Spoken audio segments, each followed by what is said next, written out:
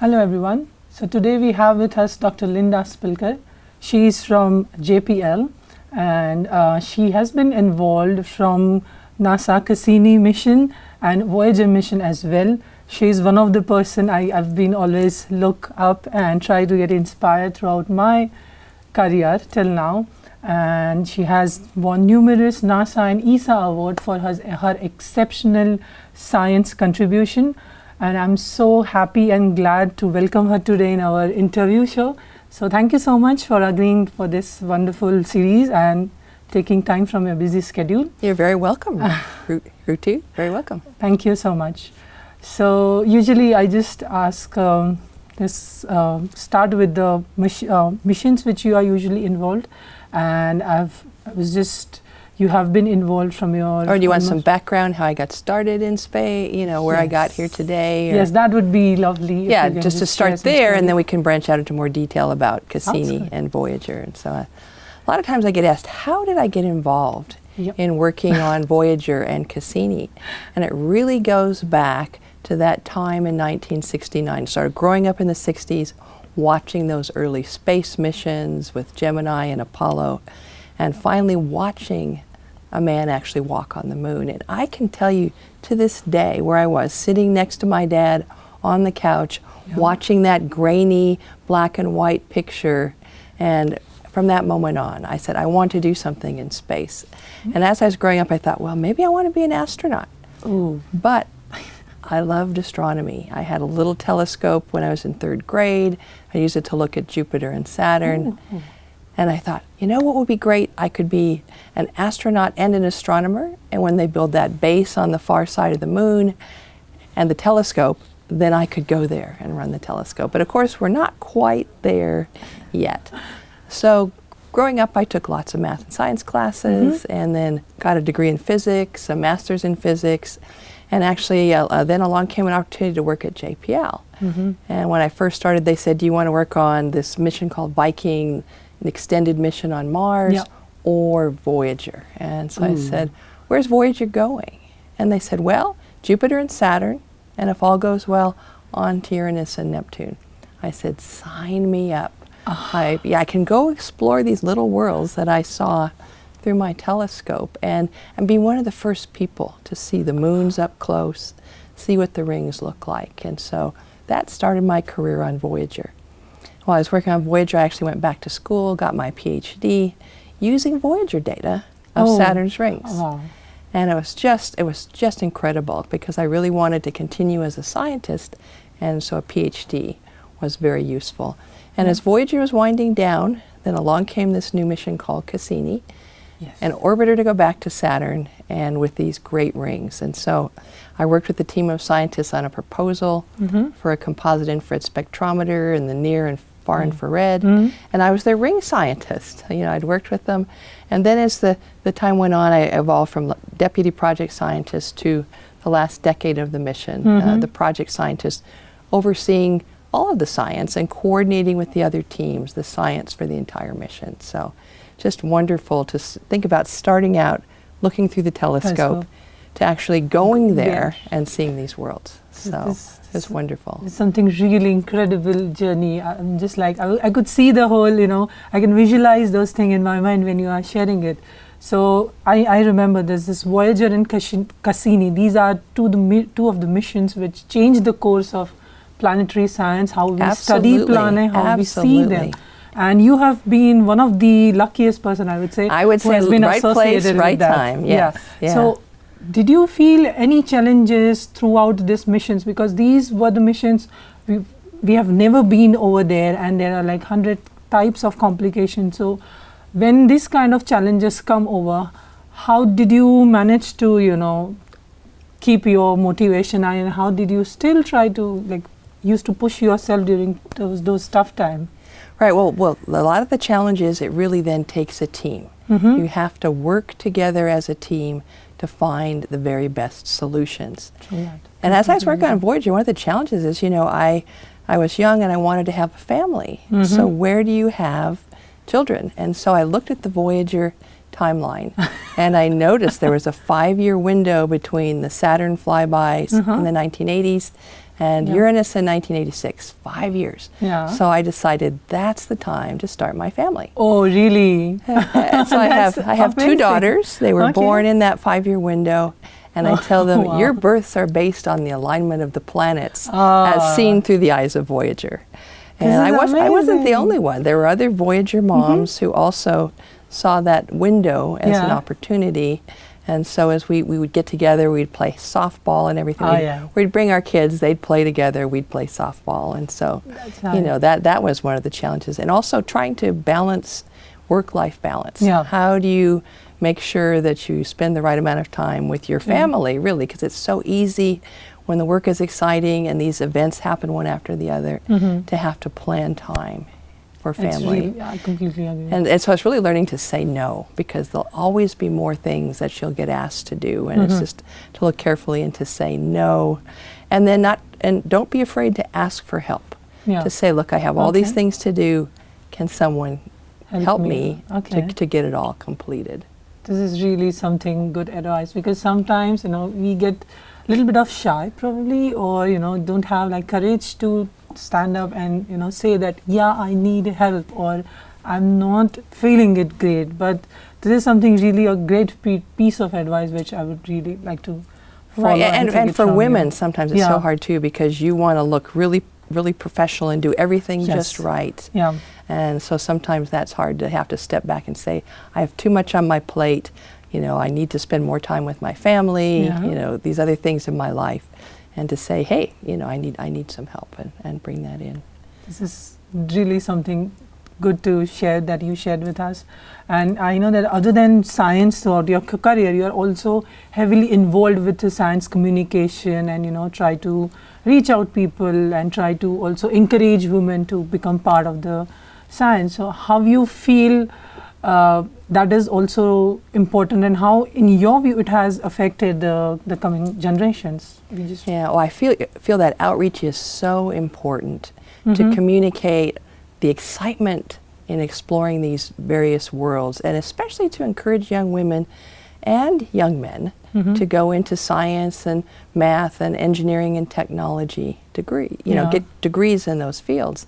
And part of that's bringing that excitement and sharing your interests in it, and just being encouraging, being a mentor. I've had a number of postdocs and students along the way, you know, reaching out, being a mentor, and sort of like spreading this excitement, spreading the word. It's great. Yeah. Science is fun.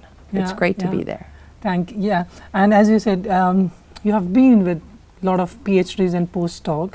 So now it's been almost 40 years since you are at JPL. So how do you see the change in when you see the students which were coming up during those times and before 40 years back, and the students who are coming with you and discussing the things with you now? Like, how do you see their, you know, their mentality, their approach for the science? How those things has been changed in your opinion? Well, in the 40 years I've been at JPL, one of the biggest changes is that often I would go into meetings, especially science meetings, I would be the only woman in the room. Oh, that's The team that I worked with, they were great. We'd go back, we'd have meetings several times a year. I would be the only woman at the meeting, and I would come in and I would have my agenda, and my job was to listen to them and turn what they wanted into commands that the spacecraft could execute and observations we could make with Voyager.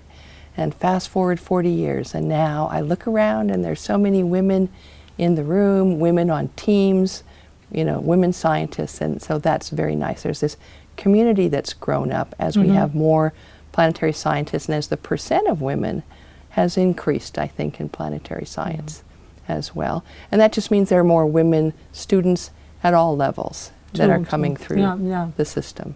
Okay, yeah, that's really good to know. And also that how those things, so I've been seeing you are still involved with various missions, trying to keep update, trying to get involved, and probably you have more than 100 things even today. So even though you have spent 40 years, you are still that much motivated and that much energetic, and trying, very happy to try new things. How do you still keep your motivation up? Right. Well, there's still so much to do. Yeah. If you look at Voyager and Cassini, we answered a long list of questions. but there are Yeah. so many more questions that remain unanswered. And a couple of my favorites are, what about the ice giants Uranus and Neptune? Let's go to Uranus and Neptune with orbiters like Cassini and make discoveries and understand these pieces of the puzzle in our solar system that relate to exoplanets as Yeah. well.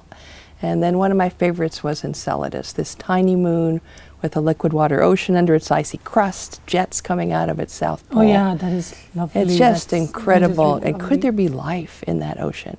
So I'm working with a team of young scientists to think about the instruments that you'd use. There's one that's called EELS. It looks like a sort of like a snake to spiral down into a vent, or to take heat and melt through the surface Yeah. with the goal of getting down to the ocean. So I'm very excited about working on this next generation of missions to go back to an ocean world, Oh, wow. possibly Enceladus, Yeah. and see if there really might be life there. That's so This is incredible. amazing. I'm so happy to hear your stories. And just before we are closing it, what advice you would like to give to today's student, like master students, early careers, to who are in this field? Like, what would be your suggestion for them to thrive in this field, in our planetary science field? Yeah, I think, try a lot of things. Don't be Yeah. afraid to, have internships, try different kinds of careers for the summer, Yeah. and then find out what you're passionate about. Okay. Follow your dream, because that just makes it so much easier if you look forward to what you're doing Yeah. and look forward to going to work every day. Well, that's a really wonderful piece of advice, which I will surely take it from you. Thank you so much for sitting with us today. I was so glad to hear your whole journey. I mean, I could literally get the goosebumps when you talk about the Apollo missions and your struggle with Voyager and Cassini. So I'm really happy to have with us today. And thank you so much. Thank you Very very happy much. to be here. Thank you. Shop our new store merch and get custom birthday videos with your favorite characters.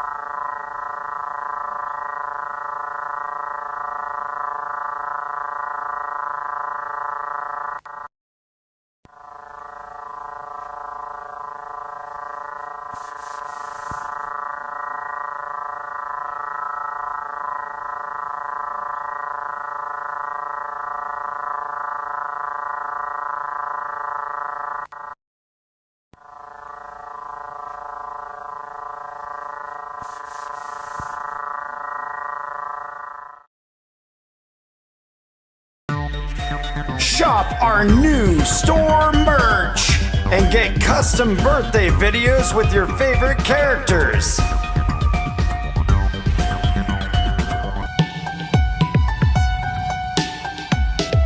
This is a size comparison of objects in our universe. We'll start with the smallest and go to the largest, most well-known objects we know, of course. I am Ceres, I am a dwarf planet. Maki's a dwarf planet as well, but didn't plan it. I am Haumea, a dwarf planet in this group. Pluto is a dwarf, but used to be a planet, it's true. Eris is a dwarf planet in this mix. The Earth's moon is where your eyes are transfixed. Mercury is here, an official planet. I'm the planet of Mars, I'm sure you all know this. I'm planet Venus, my size you may think is large. Planet Earth is next, and the humans think that they're in charge. Neptune's a planet in our solar system, wow. Planet Uranus is here, I wish I could take a bow. Planet Saturn has rings, if you think I am big. Check out planet Jupiter, I hope you can dig. This is a size comparison of objects in our universe. We'll start with the smallest and go to the largest, most well-known objects we know, of course. I am the sun, a yellow dwarf that isn't far. I am Sirius A main sequence star.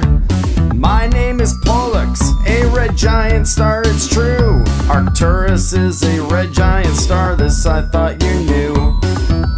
I'm Aldebaran, a red giant star, that's me.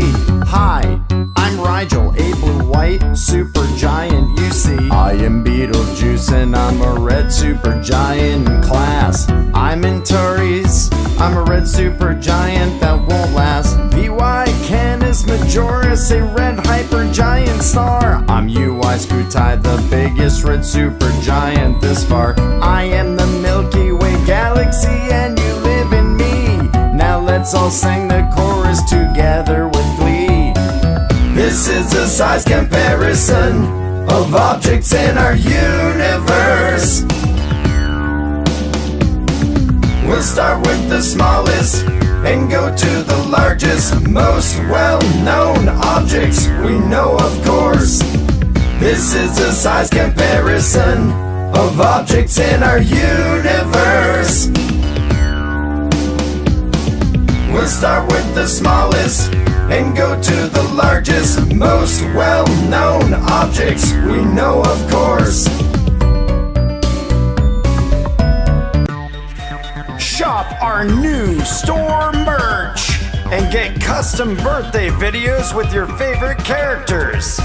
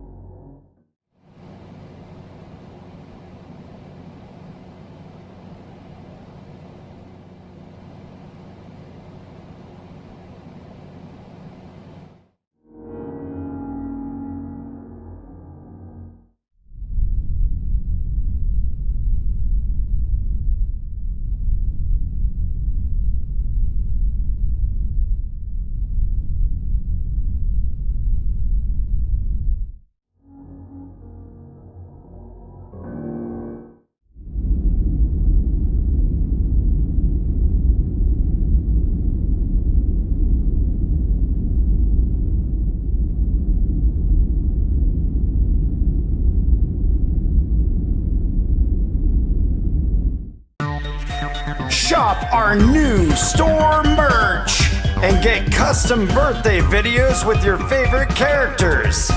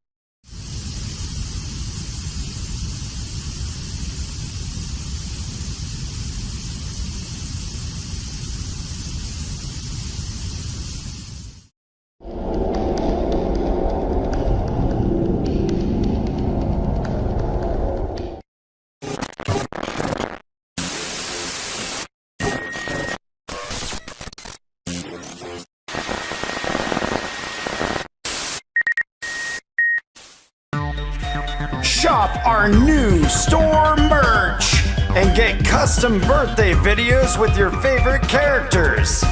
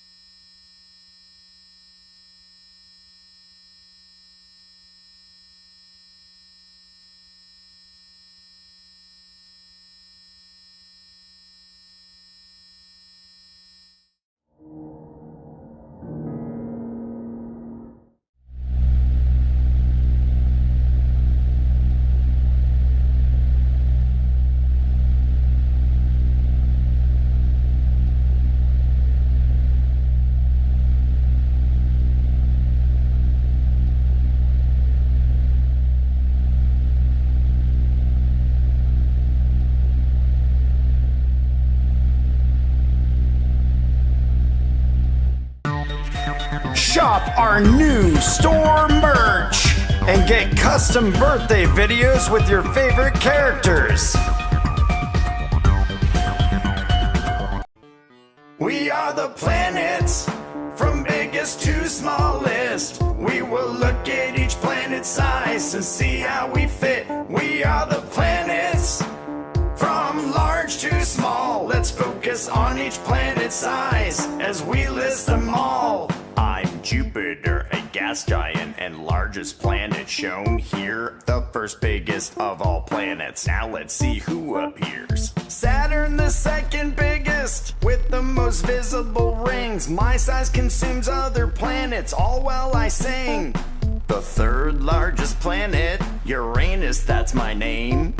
I'm also an ice giant up here in the mix. Neptune's the fourth largest on the planet size list. I'm an ice giant, I'm glad that you've learned all of this. We are the planets, from biggest to smallest. We will look at each planet's size and see how we fit. We are the planets, from large to small. Let's focus on each planet's size as we list them all. I'm Earth and the fifth largest of the planets. The only planet you can live on because I am the best. Venus is the sixth largest of the planets by size. That could fit around Mars. Man, I hope he doesn't cry. Mars comes in seventh on the planet size list. I can fit around Mercury just like this. Now Mercury, our solar system's smallest planet, eighth largest on the list. That's just how I fit. We are the planets, from biggest to smallest. We will look at each planet's size and see how we fit. We are the planets, from large to small. Let's focus on each planet's size as we list them all. Shop our new store merch and get custom birthday videos with your favorite characters. I'm the near identical twin to your solar system's Jupiter. You see, my name's K2 2016 BLG 0005LB.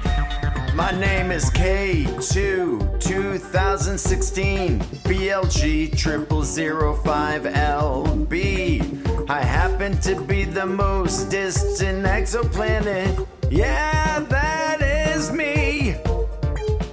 On March 31st in the year of 2022 is the date the humans discovered me. When I came into view, I was discovered by astronomers with some hope, using the famed Kepler Space Telescope. This is the first time Einstein's microlensing method has been used to discover a planet by the Kepler telescope. This is true. I am located in the constellation of Sagittarius. That's where you'll find this planet and its star that you can trust. I circle my host star 17,000 light years away from Earth, in the Milky Way galaxy, for what that is worth. In terms of mass, mine is nearly the same as your planet Jupiter, your most massive planet with fame. My mass is 1.1 times that of planet Jupiter. To be more accurate of this, I am sure I'm the near identical twin to your solar system's Jupiter. You see, my name's K2 2016 BLG 0005LB. Shop our new store merch and get custom birthday videos with your favorite characters. I'm Saturn and I have 82 moons. From the date of this song's release, there may be more soon. Saturn's the sixth planet from the sun, with rings that surround my planet system. These rings are made of pieces of comets and asteroids, or shattered moons. My rings you can avoid. As of the date of this video, I have 82 moons. In 1655, my first moon Titan was discovered. It's true, my largest moon is Titan, the cold and icy orb with a golden hazy atmosphere you can't ignore. Titan is the second largest moon in the solar system, after Ganymede orbiting Jupiter, where it's fun. In the future you will learn more about my moon Titan when NASA launches the Dragonfly mission. It will launch in 2027 with an 8-bladed drone-like craft called the quadcopter, making short flights around Titan's surface on its path.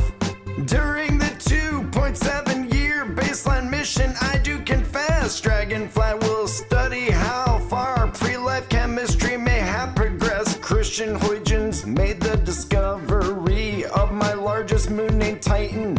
You have seen Enceladus is the sixth largest moon of Saturn. It's a tenth of the size of Titan, but still present as it turns. There's a global ocean of liquid salty water beneath its crust that jets icy particles into space, in which it does gush. William Herschel discovered Enceladus, my moon, in 1789. Maybe you will discover more soon. Here's Prometheus and Pandora. They act as shepherds, flocking icy particles into a narrow band, I'm sure. These particles and moons make up my F-ring, a narrow band which is 60 miles wide. I sing, I'm Saturn and I have 82 moons. From the date of this song's release, there may be more soon.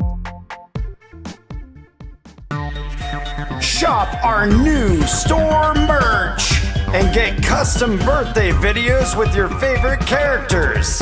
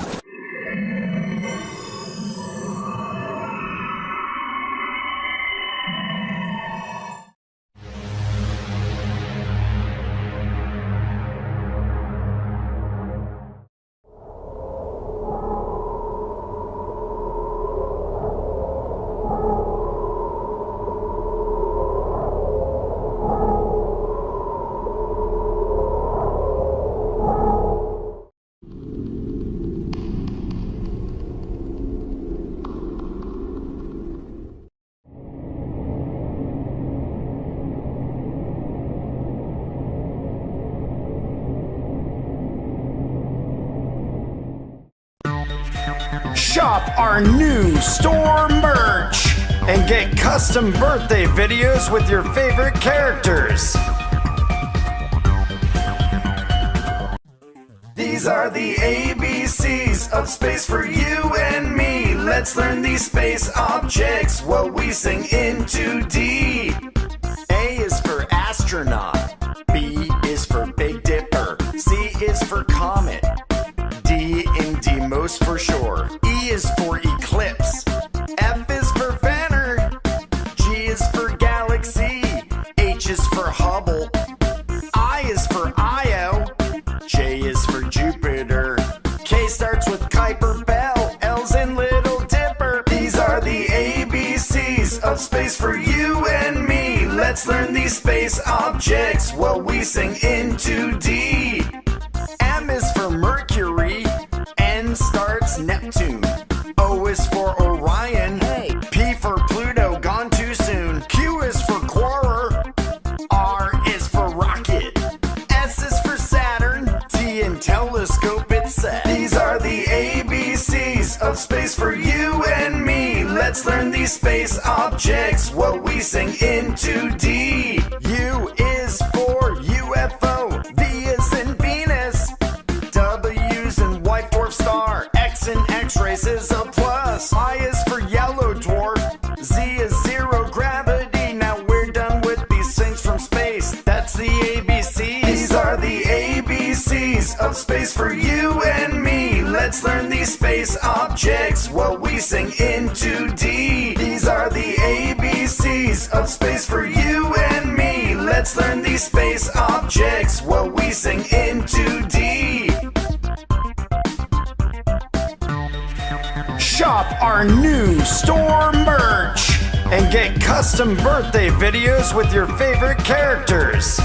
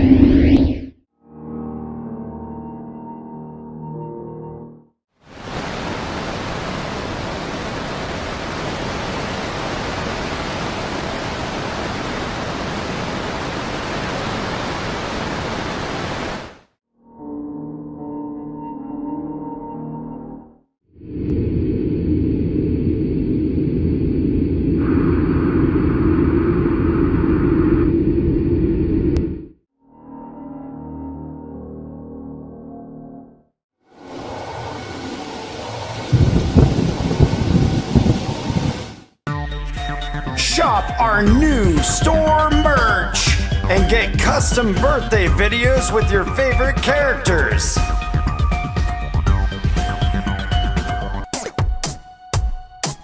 There's over 200 billion galaxies in the observable universe that we might see. Let's look at this galaxy size comparison from small to big. Of course, now here we come. I'm Segway 2, I'm a dwarf spheroidal galaxy situated in the constellation of Aries. My radius is 110.89 light years, they say. Discovered in 2009 by Sloan Digital Sky Survey. My name's Messier 32, a dwarf early type galaxy am I. 2.65 million light years from Earth I fly. I was discovered in the year of 1749. I am 6,500 light years across, and that's just fine.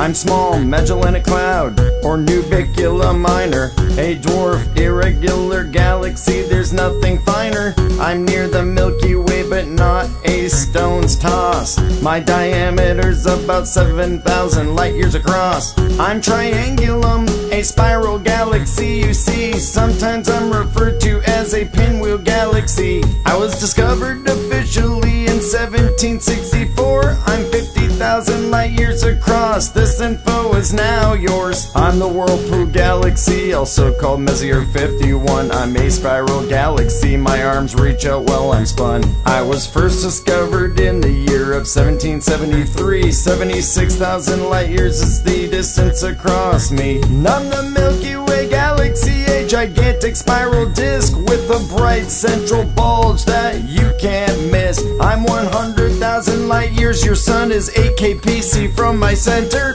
On what is known as Orion's arm, it's a real bender. I'm Hoag's Object, a non-typical galaxy of the type known as a ring galaxy. As you can see, 121,000 light years across, bigger than the Milky Way, discovered by Arthur Hoag in 1958. There's over 200 billion galaxies in the observable universe that we might see. Let's look at this galaxy size comparison from small to big. Of course, now here we come. I'm the Cartwheel Galaxy, a lenticular and ring galaxy, discovered by Fritz Zwicky in 1941. I'm 150,000 light years across, my beauty is number one. I am M101, also known as the Pinwheel Galaxy, discovered by Pierre Michon in 1781, if you please. I'm 170,000 light years across, nearly twice the size of the Milky Way. Now that's quite a toss. I'm the Andromeda Galaxy, a spiral galaxy, I say, in the nearest major galaxy to your Milky Way. My name stems from the constellation of Andromeda. I'm 220,000 light years across all BC, and yeah, I'm NGC 6872, also known as Condor Galaxy. I'm a large barred spiral galaxy, I'm sure you'd agree. Discovered in 1835 by John Herschel, the boss. I'm very large at 700,000 light years across. I'm the giant tadpole galaxy, a disrupted barred spiral, you see. I was discovered in the year of 2018. I'm 10 times the size of the Milky Way, that's extremely large, my friend. I'm 1 million light years long from end to end. I'm IC 1101, a supergiant elliptical galaxy. I'm one of the largest known galaxies found in your universe, you see. Discovered in the year of 1790 by John Herschel. 6 million light years across, with stars I am full. There's over 200 billion galaxies in the observable universe that we might see. Let's look at this galaxy size comparison from small to big. Of course, now here we come.